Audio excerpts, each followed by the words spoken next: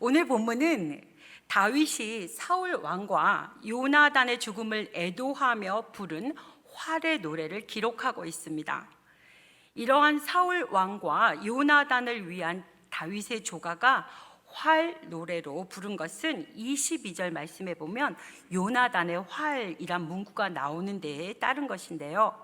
이 활의 노래는 구약에 나오는 히브리 시 가운데 최고의 걸작 중에 하나라고 평가되어 있습니다. 또한 본문을 보게 되면 다윗이 끝까지 자신을 죽이려 했던 사울에 대해 비난하거나 원망하지 않고 오히려 사울과 요나단을 이스라엘의 영광이요 빠르고 강한 용사들이었다고 칭송하는 것을 볼 수 있습니다. 또한 그가 그들의 죽음으로 인하여 이스라엘이 이방 민족에게 조롱받게 될 것을 염려하고 있음을 또한 우리 말씀을 통해 알 수 있습니다. 즉 다윗은 개인적인 감정이나 이해관계를 초월하여 사울과 요나단에 대하여 진심 어린 존경심을 갖고 신앙적이며 민족적인 차원에서 그의 죽음을 슬퍼하고 있는 것입니다. 우리는 이러한 노래를 통하여 다윗이 하나님의 신정 왕국의 왕이 되기에 충분한 자질과 성품을 가지고 있음을 알게 될 것입니다. 오늘 본문을 통해서 주시는 하나님의 말씀 첫 번째는 우리 성도들은 대적자들의 불행까지도 안타까워해야 합니다. 17절 말씀을 제가 한번 다시 봉독합니다. 다윗이 이 슬픈 노래로 사울과 그의 아들 요나단을 조상하고, 다윗이 사울과 요나단의 죽음에 대한 슬픔을 애가로 표현하고 그들을 조상했다고 증언하고 있습니다. 서양 속담에 사람이 원수를 가장 사랑할 때는 그가 죽었을 때이다 라는 말이 있습니다. 이 말은 사람이 그 대적자나 원수가 죽었을 때 가장 기뻐한다는 역설적 의미를 가지고 있습니다. 그러나 다윗은 대적자였던 사울의 죽음을 진심으로 애도하고 있습니다. 우리 성도들은 다윗의 이러한 자세를 본받아야 할 것입니다. 즉 성도들은 자신을 사랑해 주고 은혜를 베풀어 준 사람의 불행에만 슬퍼하는 것이 아니라 자신에게 고통도 주고 해를 끼쳤던 대적자들의 불행까지도 슬퍼해야 할 수 있어야 한다는 것이죠. 이러한 성도가 하나님이 기뻐하시는 참된 신앙을 지닌 성도입니다. 그렇다면 성도는 왜 대적자나 원수의 불행에 대해서까지 안타까워해야 하는 것일까요? 그 이유는 첫째로 하나님의 뜻이기 때문입니다. 잠언 24장 17절과 18절 말씀을 한번 함께 자막을 보시면서 봉독합니다. 내 원수가 넘어질 때에 즐거워하지 말며 그가 엎드러질 때에 마음에 기뻐하지 말라. 여호와께서 이것을 보시고 기뻐하지 아니하사 그의 진노를 그에게서 옮기실까 두려우니라. 아멘. 원수의 불행을 기뻐하는 것은 하나님의 뜻에 배치되는 불순종의 행위라는 것입니다. 하나님의 뜻은 원수의 불행을 기뻐하는 것이 아니라 원수를 사랑하는 것입니다. 말씀 한 곳 더 볼게요. 출애굽기 23장 5절 말씀입니다. 함께 봉독합니다. 내가 만일 너를 미워하는 자의 나귀가 짐을 싣고 엎드려짐을 보거든 그것을 버려두지 말고 그것을 도와 그 짐을 부릴지니라. 아멘. 사랑하는 믿음의 식구 여러분, 이것이 하나님의 뜻입니다. 우리가 이러한 하나님의 뜻을 알진데 어찌 원수의 불행을 기뻐할 수 있을까요? 우리가 원수의 불행에 대해서 안타까워해야 할 또 두 번째 이유는 우리 또한 본래 하나님의 원수였으나 하나님의 사랑을 입었기 때문입니다. 우리 본래의 신분은 죄인으로서 하나님을 대적하던 하나님의 원수였습니다. 따라서 우리는 모든 죄로 말미암아 온갖 질고에 시달리다가 마침내 영원히 멸망할 수밖에 없는 존재였습니다. 그런데 하나님은 당신의 원수인 우리의 이러한 불행을 기뻐하지 않으셨어요. 오히려 안타까워하셨습니다. 또 안타까워하는데 그치지 않으셨고 우리를 그러한 불행에서 건져주시기 위해서 당신의 독생자를 희생하시기까지 하셨습니다.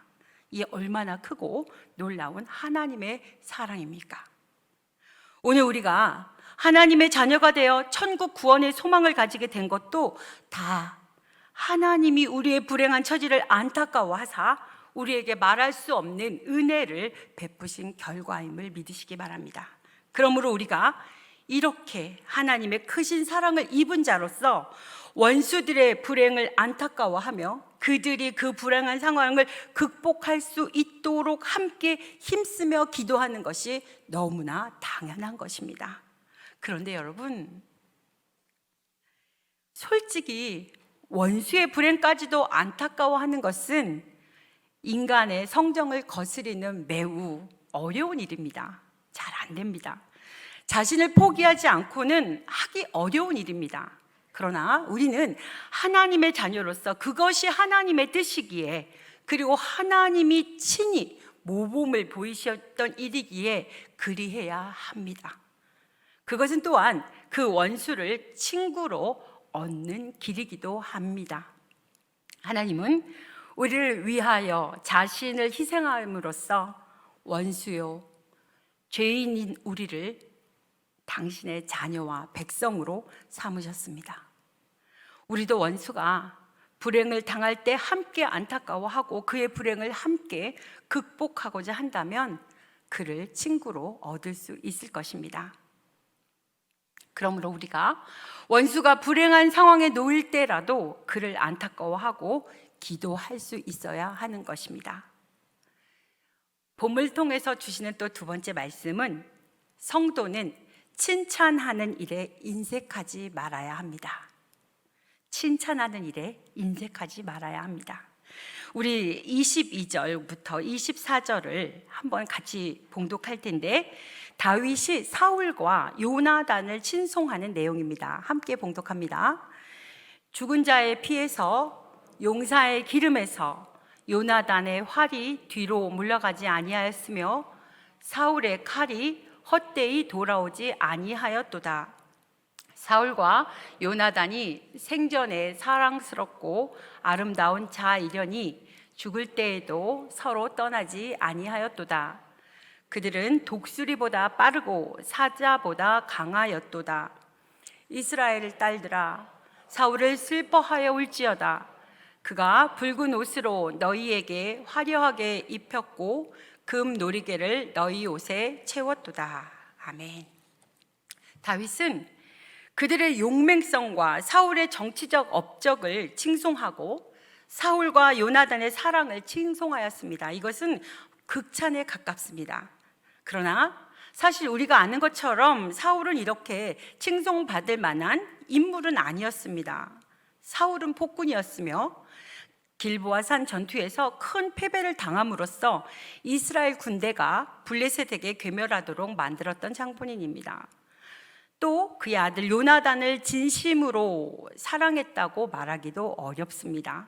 그는 요나단이 다윗을 보호해준다는 사실을 알고 폐역부도한 계집의 소생이라고 하면서 큰 수모를 주인 일도 있습니다. 그럼에도 불구하고 다윗은 타락하기 전에 사울의 신실성과 용맹성 및 그 부자가 함께 장렬하게 전사한 일을 부각시키면서 이처럼 칭송한 것입니다. 우리 성도들, 특히 우리 부산지 믿음의 성도들은 이웃을 칭찬하는 일에 결코 인색하지 말아야 합니다. 그러기 위해서는 이웃의 상대방의 단점을 보는 것보다 장점을 보는 눈을 밝혀야 합니다. 이웃의 단점만을 찾아내고 비판만 하는 사람은 신앙적으로나 인격적으로 문제가 있는 사람입니다. 그러한 사람은 다른 사람을 비판하기에 앞서 자신이 다른 사람들의 비난의 표적이 될 것입니다. 마태복음 7장 2절 말씀에 보면 너희가 비판하는 그 비판으로 너희가 비판을 받을 것이요 너희가 헤아리는 그 헤아림으로 너희가 헤아림을 받을 것이니라 라고 말씀하고 있습니다. 여러분, 세상에는 한마디의 칭찬으로 인해 그 인생의 전기가 바뀐 사람들이 많이 있습니다. 타인의 단점만 비판하고 칭찬에 인색한 사람은 주님의 은혜가 메말라 있는 사람입니다. 주님은 말세가 될수록 교회에 사랑이 식어지리라고 말씀하셨습니다. 모든 상황이 어려울 때일수록 우리 성도들은 서로 칭찬과 격려를 하며 이웃에게 용기와 힘을 주는 사랑의 사신이 되어야 합니다. 이런 일들을 행하시는 저와 여러분, 우리 교회가 되기를 간절히 소망합니다. 마지막으로 주시는 하나님의 말씀은 다윗에 대한 요나단의 사랑은 성도 간의 사랑의 교과서와 같습니다. 25절과 26절의 말씀을 보게 되면 다윗이 그 친구였던 요나단에 대해 애도를 표현한 내용이 기록되어 있습니다. 다윗은 먼저 요나단의 그 비참한 최후를 슬퍼하고 그와 나눴던 우정, 그리고 그가 자신에게 베푼 사랑의 진실성을 회고합니다. 26절 말씀을 제가 다시 한번 봉독합니다. 내 형 요나단이여, 내가 그대를 애통함은 그대는 내가 심히 아름다움이라. 그대는 내게 심히 아름다움이라. 그대가 나를 사랑함이 기이하여 여인의 사랑보다 더하였도다. 아멘. 여기서 기이하다라는 말은 놀랍다라는 뜻입니다. 여인의 사랑보다 더하다는 말은 여인의 사랑보다 월등하다는 의미를 가지고 있습니다. 다윗이 말한 여인의 사랑은 남편에 대한 아내의 사랑, 자녀에 대한 어머니의 사랑을 가리킵니다. 그야말로 이 세상 사랑 중에 가장 고귀한 사랑이죠. 한없는 자비와 애정, 그리고 자기 목숨을 아끼지 않는 사랑이 아내로서, 어머니로서의 사랑이기 때문입니다.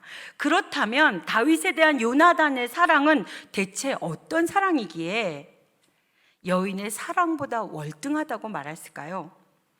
먼저 요나단의 사랑은 하나님의 자비를 실천한 사랑입니다. 처음에 요나단은 같은 또래의 다윗과 우정을 나누었습니다. 그러나 그 우정은 단순한 친구 간의 우정이라는 차원을 넘어 하나님의 자비를 베푸는 사랑으로 발전하였습니다.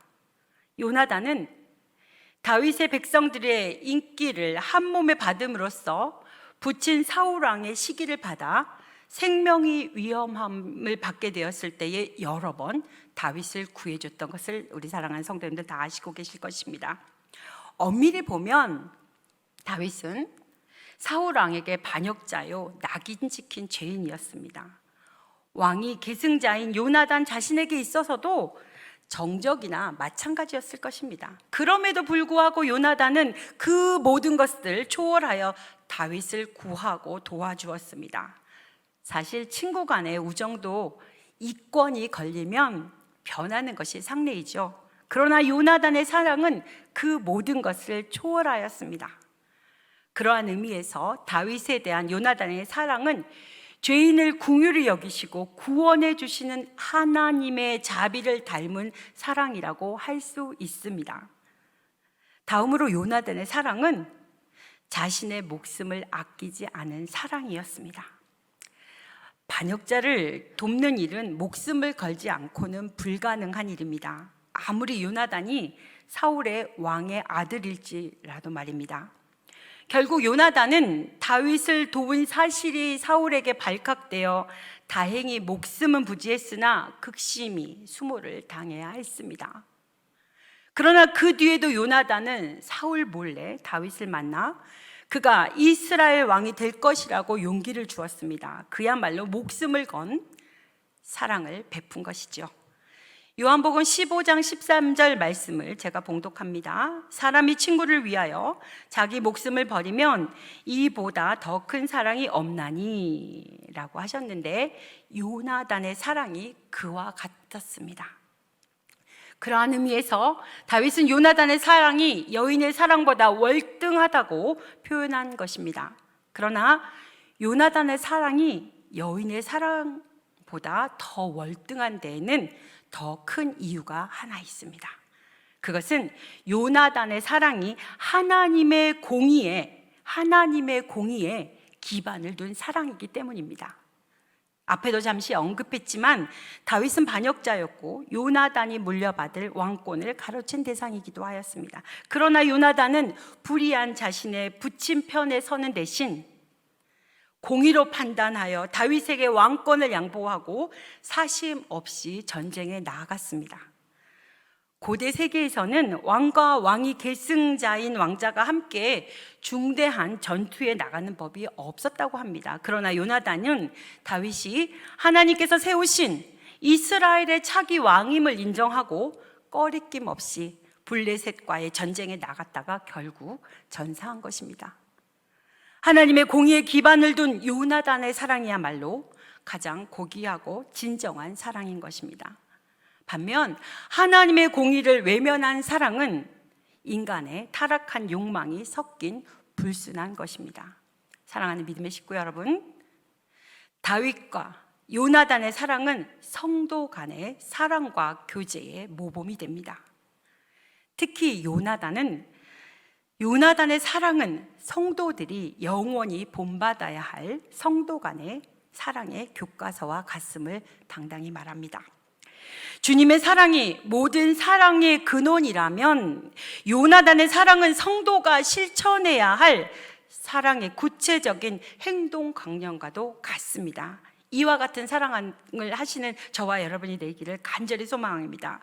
우리 믿음의 식구들 모두가 사랑에서만큼은 제2, 제3의 요나단이 되기를 간절히 소망합니다. 다윗은 사울의 죽음을 기뻐하는 대신 깊은 슬픔과 애도에 잠겨 있습니다. 자신의 원수였던 사울을 오히려 칭송하고 높여 주었습니다. 여기서 우리는 다윗의 그릇을 가늠할 수 있습니다. 다윗은 이스라엘 왕국의 군주가 되기에 합당한 큰 그릇임을 우리는 또 한 번 확인하게 됩니다. 그러므로 우리 성도들은 그리스도의 사랑과 관용을 이웃에게 실천하면서 우리에게 주신 각자에게 맡겨진 삶의 현장을 하나님의 나라로 만들어 가야 하겠습니다. 선을 악으로 이깁시다. 화목의 사신이 되십시다. 미움과 갈등으로 얼룩진 우리 주위의 환경에 주의 사랑과 평화를 전하는 저와 여러분, 우리 교회가 되기를 간절히 소망합니다. 주신 말씀을 묵상하면서 주님의 음성을 들으시고 결단하는 시간을 갖겠습니다.